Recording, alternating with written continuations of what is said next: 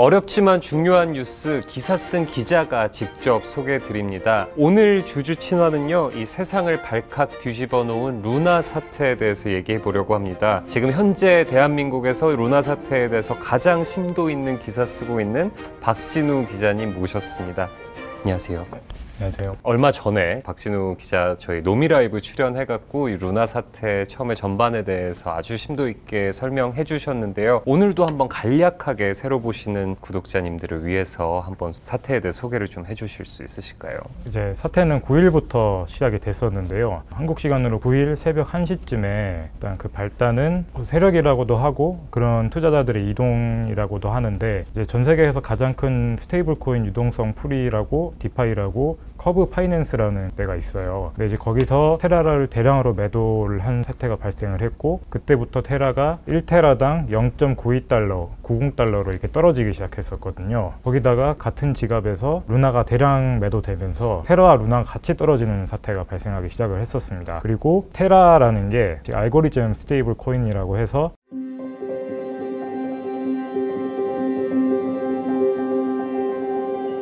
국채나 아니면 현금으로 그 가치를 1달러에 맞추는 일반적인 스테이블 코인이랑은 다르게, 테라라는 스테이블 코인은 1달러에 이제 루나를 찍어내서 발행을 하는 구조거든요. 1테라가 0.8달러로 떨어지면 이제 투자자들은 0.8달러어치의 테라를 사들여서 그거를 이제 테라폼랩스에 맡기면 이제 테라폼랩스는 그거를 1달러어치의 루나로 바꿔줍니다. 1달러어치의 루나를 가져다가 그 시장에 투자자들이 내다 팔면 0.8달러를 들여서 1달러를 얻게 되는 거죠. 근데 그렇게 되면 테라가 시중에 줄어들면서 시중에는 루나가 풀리는 효과가 생깁니다. 테라의 가치가 떨어지게 된 상황에서 루나가 더 풀리는 것이기 때문에 당연히 루나의 가치도 떨어지게 돼 있는데요. 지금까지는 루나의 가치가 유지되거나 오히려 올랐습니다. 그래서 이런 종류의 메커니즘이 성립을 할 수 있었던 건데요. 루나의 가치를 그러면 어떻게 유지하거나 상승시켜 왔느냐? 그거는 이제 예금 대출을 하는 디파이, 탈중앙화 금융이라고 하는 앵커 프로토콜의 존재가 그런 큰 역할을 했습니다. 이제 투자자들은 루나를 앵커 프로토콜에 맡기면 그 앵커 프로토콜에서 시가의 60%로 테라를 대출을 해주고요. 그 테라를 다시 그 앵커 프로토콜에 맡기면 그걸 연 20%의 이자율로 수익을 돌려줍니다. 근데 여기서 테라를 대출해주는 이자율이 11%, 13%를 왔다 갔다 했는데요. 그 예금 이자율이 19.5%였거든요. 그러니까 일반적으로 은행 같은 경우는 예금 금리를 대출 금리보다 낮게 해서 그렇게 이익을 얻어내는 구조인데, 앵커 프로토콜은 정반대로 예금 이자율이 대출 이자율보다 높았던 겁니다. 그러니까 사람들이 여기에 대해서 이게 지속 가능하냐는 의문을 계속 제기해 왔고, 그래서 이거에 대한 준비금을, 이 손실을 충당할 수 있는 준비금을 어떻게 마련하느냐, 이 준비금을 해명하지 못하니까 폰지 사기 아니냐라는 얘기가 나왔던 겁니다.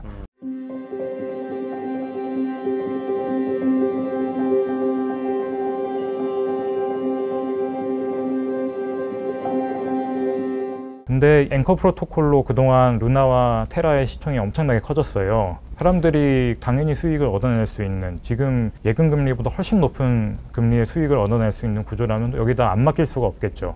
거기다 루나의 가치가 유지되기 때문에, 거기 혹은 지금까지 더 올랐기 때문에 엄청난 수익을 얻어낼 수 있었던 겁니다. 단순히 20%가 아니라 뭐 40, 50%까지도. 근데 그게 9일날 99%까지 폭락을. 그게 웃긴 게 이제 9일, 10일 사이에 99%가 폭락을 했고, 그 다음 날인 10일, 11일 사이에 또 99% 또 폭락을 했습니다. 하루 단위로. 매일 99%지. 예. 근데 이제 그것도 이유가 있었죠. 그러니까 루나의 가치가 유지되지 않는데 투자자들은 계속 수지 조각이 된 테라를 맡겼다가 1달러 루나를 계속 찾아가면 되니까 그 차익이 갈수록 커지는 거예요. 그러니까 루나도 그만큼 더 빠른 속도로 찍힌 겁니다. 그래서 백서에는 그런 구조리 없다고는 하지만 거래소나 이런 데는 이제 루나의 발행 한도를 10억 개로 정해놨었는데요. 그게 엄청난 속도로 루나가 찍혀 나오면서 이틀 사이에 6조 개로 늘었습니다. 그럼 6조 개로 늘면 600배인가요? 6000배인가요? 그만큼의 루나가 찍혀 나오기 때문에 당연히 루나의 시가도 폭락할 수밖에 없는 구조였거든요. 그래서 루나와 테라의 스왑을 중간에 차단하기도 하고 그런 조치들이 있었는데, 그러니까 중간에 계속 악순환이 벌어졌던 거죠. 예. 그리고 앵커 프로토콜 때문에 루나와 테라의 시총이 부풀려져서 그것 때문에 투자자들의 손실이 더 커졌던 영향도 있습니다. 이게 근데 루나 사태가 터지면서 사실 전 세계 다른 암호화폐까지 완전히 폭락하는 연쇄 효과가 벌어지고 있는데, 지금 혹시 상황은 어떤가요? 지금은 비트코인 같은 경우는 뭐 중간중간에 반등을 하기도 했지만 뭐 데드캣 바운스였고요. 9일 이후에 이후에 지금까지 한 20% 넘게 폭락을 했습니다. 뭐 이더리움, 도지코인, 주요 알트코인도 마찬가지였고요.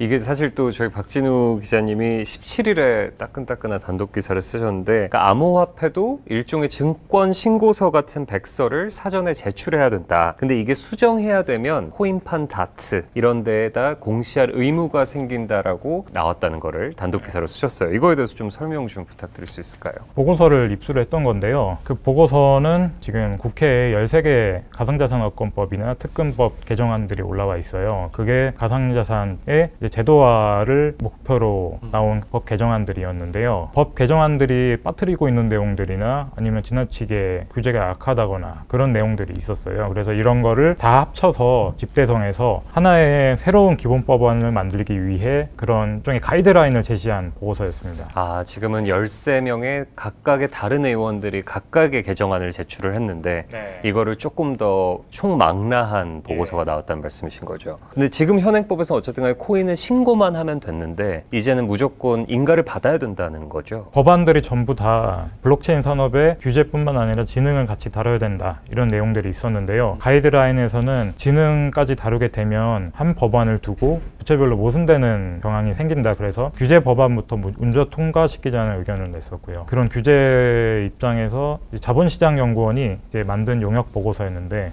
저 말씀하신 대로 이제 코인의 증권신고서 혹은 사업보고서라고 할 수 있는 백서를 당국에 사전 제출해서, 거기도 이제 사전적 심사는 아니라고 돼 있는데 당국이 자료 제출 요구권이나 수정 요구권을 갖고 있기 때문에 사실상의 관리 감독이라고 보면 될 것 같습니다. 그러니까 지금도 사실 어쨌든 간에 백서를 제출은 했었던 거죠. 아까 말씀하셨던 거 루나도 10억 개라고 본인들이 제출을 했던 거죠. 당국에 제출한 건 아니고요. 당국에 제출한 건 아니고. 그게 그냥 홈페이지나 아니면은 거래소에 자율적으로 올리는 방식이었거든요. 근데 백서라고 하는 것도 규제가 없었기 때문에 초기 코인 보유자나 코인 개발자에 대해서도 차명을 쓰기도 하고요. 코인 보유자가 잘못 나와 기재돼 있기도 하고, 단순히 코인의 밝은 미래, 이게 만들 수 있는 블록체인 생태계에서만 언급을 했을 뿐이고 블록체인 암호화폐 투자로 발생할 수 있는 투자 위험에 대해서는 전혀 설명하지 않았던 측면이 있거든요. 그만큼 이제 허점이 많았던 백서들이었다고 볼 수 있겠습니다. 그러면 이 디지털 자산관리원이라는 게 그러니까 지금의 다트 같은 거, 코인판 다트가 된다는 말씀이신가요? 예, 맞습니다. 그럼 이제 여기서 일반 코인 투자자들도 여기에 들어가서 보면 내가 투자하고 있는 암호화폐가 얼마나 발행이 되고 이런 것들을 다 한눈에 볼 수 있게끔 한다는 말씀이시죠. 근데 이게 사실 뭐 루나 같은 경우는 권도영 대표가 한국 사람이 이거를 만들었기 때문에 문제가 없는데, 이게 외국 코인 같은 경우는 어떻게 해야 되는 건가요? 스테이블 코인이 크게 세 가지로 나뉘는데요. 은행 계좌에 있는 현금을 담보로 한 스테이블 코인이 가장 안전한 형태로 이제 있고요. 그 외에 국채나 이제 국공채 같은 이제 변동성은 있지만 안정적인 안전자산을 담보로 한 스테이블 코인이 있고, 그다음에 이제 알고리즘 스테이블 코인이 있습니다. 이제 국제 주요 스테이블 코인 같은 경우는 테더와 서클이 있는데요. 테더 같은 경우는 이제 국공채를 담보로 한 스테이블 코인인데, 실제로 스테이블 코인을 찍어낸 만큼 국공채를 가지고 있느냐, 그만큼 준비금을 마련해 놨느냐, 이거에 대한 의문이 많았거든요. 왜냐하면 테라 재단의 주소지가 도세 피난처였어요. 미국 정부에서 그거에 대해서 문제 제기를 하니까 버진 아일랜드였던 거죠. 거기에 대해서 뭐라고 설명했냐면, 버진 아일랜드 현재에 있는 회계법인을 고용을 해서 우리는 갖고 있다라고 얘기를 했거든요. 근데 그거를 미국 정부 당국이 믿을 수 없겠죠. 그래서 실제로 지금 실사 중인 걸로 알고 있고요. 그다음에 이제 테더의 또 대안으로 꼽히는 서클이라는 코인이 있는데요. 서클 같은 경우는 골드만삭스의 자회사에서 만든 스테이블 코인이에요. 테더도 지금 공격을 좀 받고 있는데 테더나 테라에서 유출된 자금들이 많이 서클로 들어갈 거라는 얘기가 있습니다. 그러면 이런 외국 코인들, 아까 말씀하셨던 테더, 뭐 서클 이런 데도 이 코인판 다트 여기다가 신고를 하고 하는 게 의무가 되는 건가요, 한국에서는? 이제 스테이블 코인 같은 경우는 아마 별도 심사가 이루어질 거라고 저는 생각을 하는데요. 아직 스테이블 코인에 대해서는 보고서도 구체적으로 다루지는 않았습니다. 근데 스테이블 코인 같은 경우는 한국에도 심사를 하겠지만 테더나 서클 모두 이제 조세 피난처에 있거나 아니면 미국에 있거든요. 그러니까 이게 국제적 규제가 이루어져야 되고, 그 단순히 한국만 규제를 한다고 해서 정상적인 규제가 이루어질 거라고는 그러니까 이제 한국도 금융당국이 뭔가 좀 규제 칼을 빼내긴 했는데 사실 진짜로 이런 사태를 방지하기 위해서는 좀 전체적인 국제적인 협약 같은 게 필요하다 그 말씀이신 거죠. 촬영일 기준으로 어제 18일에 이제 또 따끈따끈한 단독 기사를 쓰셨어요. 지금 루나 사태에 대해서 가장 발로 뛰고 있는 기자인데 국세청도 지금 권도영 대표를 잡기 위해서 움직이고 있다고요. 예, 국세청 내부에서도 상당히 이슈가 된 라고 하는데 국세청이 좀 놀라운 게 작년 6월에 이미 특별 세무조사를 착수를 했었어요. 그거를 착수하게 된 계기도 대단하다고 저는 생각을 했는데 보통 이제 테라는 자기들 본사가 싱가포르 법인에 있다고 얘기를 해왔거든요. 근데 싱가포르 법인의 100% 자회사인 테라 버진 아일랜드가 있었고요. 버진 아일랜드에 주소지를 둔 테라 버진 아일랜드에서 실질적인 그 암호화폐 거래를 맡아왔어요. 근데 이 테라 버진 아일랜드까지도 국세청은 국내 법인으로 봤는데 얘네가 루나 파운데이션 가드라는 법인을 싱가포르에 설립을 하면서 루나 파운데이션 가드라는 재단이 외국 법인으로 해석될 여지가 있었거든요. 근데 이제 국세청 입장에서는 당연히 외국 법인으로 보고 세원이 됐는데 이제 그거를 외국으로 그런 암호화폐가 다 유출이 돼버리면 이제 세원으로 잡을 수 없는 겁니다. 그때는 이제 현지 과세 당국이랑 또 협의를 해야 되는 상황이 된 거고. 근데 그거를 포착을 해서 특별 세무조사에 착수를 했던 겁니다. 그래서 그러면 테라 싱가포르, 그다음에 루나 파운데이션 가드, 테라 버진 이 세 개가 결국에 사실상 국내 법인이다. 그러면서 세 군데 모두에다가 세금을 때렸다는 거죠. 지금은 아니고요. 네. 앞으로는 그럴 거라고 예상이 되는데요. 예.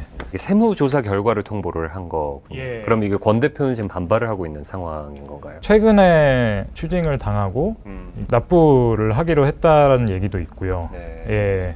그러니까 지금 이 기사를 보면 세무조사에서 이제 권 대표가 테라폼레스의 그 싱가포르 법인이 이제 테라 싱가포르죠. 여기에 지분의 92%를 보유하고 있었다는 거잖아요. 본인은 원래는 관계가 없었다고 주장을 했던 건가요? 권 대표는 그걸 부인할 수는 없었고요. 그 외에 처음에 테라폼랩스 설립 과정에서 돈을 댔었던 신현성 티켓몬스터 이사회 의장이 그동안 테라와의 관계를 끊었다고 루나와는 이제 개입을 하지 않는다고 얘기를 해왔었는데 거기에 이제 지배주주 중 하나로 있었던 걸로 밝혀진 겁니다. 그분하고 한창준 차이 코퍼레이션 차이도 별도로 보도자료를 냈었어요. 기자들의 문의가 쏟아지니까 거기에서 관련이 없다, 자꾸 전화하지 마라 이런 내용이 담겨 있었는데 한창준 차이 코퍼레이션 대표도 싱가포르 법인에 있는 테라폼레스의 등기이사로 기재가 돼 있었습니다. 그래서 국세청도 특별세무조사 결과 이 세 분들이랑 테라 버진에 대해서 이제 법인세 및 소득세를 부과를 했었습니다. 근데 이게 한국 국세청이 어쨌든 간에 해외 법인에 대해서 이런 식으로 탈루 혐의 부과해서 세금 가져오고 이거가 가능한 건가요? 구조상 어떻게 가능한 거죠? 그게 한 10여 년 전에 법인세법이 개정되면서 보통 국내에 있는 고정사업장에 대해서만 법인세가 부과가 됐는데요. 그 이후로 해외에서 유보소득을 그대로 갖고 있거나 해외 조세 피난처에 거기서 발생시킨 소득을 신고하지 않는 형태로 회피를 하는 사례가 발생을 하면서 현지 사업장에 대해서도 실질적 관리 장소라는 개념을 도입을 했습니다. 국내 거주자가 지배주주거나 그리고 해당 법인에 대한 최고 의사결정이 이루어지거나 실제 사무지가 한국이거나 그런 등을 감안해서 실질적 관리 장소가 국내인 외국 현지 법인에 대해서도 국내 법인으로 본다는 그런 규정이 있습니다. 역시 세금을 받아가기 위해서는 굉장히 열심히 당국이 뛰고 있네요. 그러니까 뭐 버진 아일랜드, 케이먼제도 이런 유명한 페이퍼 컴퍼니들의 그런 조세 피난처에다가 법인을 설립하더라도 그 법인의 대표가 한국 사람이고 실질적인 기업을 경영을 한국에서 하고 있으면 거기 해도 너흰 상관없이 한국 기업이다. 우리는 법인세 가져간다. 이런 구조인 맞습니다. 거죠. 법인세, 소득세까지도. 소득세까지도. 이게 근데 권 대표가 또 해외 도피하려는 의혹도 있었다고요. 네, 맞습니다. 그게 테라 사태가 본격적으로 터진 건 9일이었는데요. 직전인 4일과 6일에 테라폼랩스 코리아와 그 지사인 테라폼랩스 서울을 청산 등기를 했습니다. 그런 부분도 있었고요. 세무조사와 권 대표 등을 대리했던 대형 로펌에서도 거주지 이전의 의사가 있는 걸로 파악을 한 걸로 알고 있습니다. 네. 그러니까 이게 어쨌든 이 테라폼레스 전체 본사는 부산이었고 서울에 지사가 있었는데 이 두 개를 다 청산하려는 의혹이 있었다는 실질적 관리가 이루어지는 국내 법인과 본인의 거주지도 이전을 하게 되면 실질적 관리 장소라는 개념을 테라 싱가포르와 테라 버진에 대해서도 적용할 수 없을 거라는 그런 판단이었다고 저는 생각합니다. 엄청난 그거네요. 근데 이게 권 대표가 테라 2.0 이거는 계속 강행한다는 건가요? 계속 기사는 나오던데. 네, 일단 뭐 강행한다는 거고요. 거기에 대해서 소문이 드는 게 사실 그거에 대해서는 기존 루나 투자자들의 의견을 물어야 돼요. 그러니까요. 근데 테라에 관여하고 있는 개발자들의 의견을 물은 거거든요. 소수에 의해서 그런 의사결정이 이뤄진다는 것을 보면은 탈중앙화가 아니라는 거를 시사를 한 거고요. 이게 블록체인 그 디파이의 사실 개념 자체를 무너뜨리고 있는 건 거네요. 그러니까 어떻게 보면은 이제 암호화폐 업계에 가상자산 업계에 이제 신뢰를 무너뜨리는 행위를 계속하고 있는 거고, 그래서 이더리움이나 세계 2위 거래소인 뭐 FTX의 CEO, 도지코인 창시자 모두 그래서 비판을 하는 겁니다. 네. 그러니까 이게 세금을 덜 내기 위해서 한국에서 도피하려는 의혹도 있었는데 그 와중에 또 트위터에다가 테라 2.0을 내겠다 그러면서 투자자들의 의견을 묻지 않고 그 몇몇의 엔지니어들끼리 이제 속닥속닥 그런 구조가 지금 있다. 선배는 그렇게 보세요? 2.0 낼 거라고 보세요? 되겠죠. 예. 그러면 정말 사람들 더 화나지 않을까요? 근데 이게 또 웃긴 게 기존 루나 보유자들과 개발자들한테 일정 비율로 새롭게 만들어지는 테라를 나눠주겠다고 한 상황이에요. 예. 그러니까 약간 희망 고문의 성격도 있는 거네요. 근데 그 루나와 테라에 대해서 2.0에 대해서 사람들이 어떤 믿음을 가질 수 있을지는 잘 모르겠습니다. 알겠습니다. 오늘은 어쨌든 간에 지금 정말 가장 핫한 뉴스인 이 루나 사태에 대해서 얘기 나눠봤는데요. 혹시 뭐 궁금하신 거나 이런 거 있으면 저희 아래 댓글창에다가 언제든 환영입니다. 감사합니다. 감사합니다. 네, 감사합니다. 네.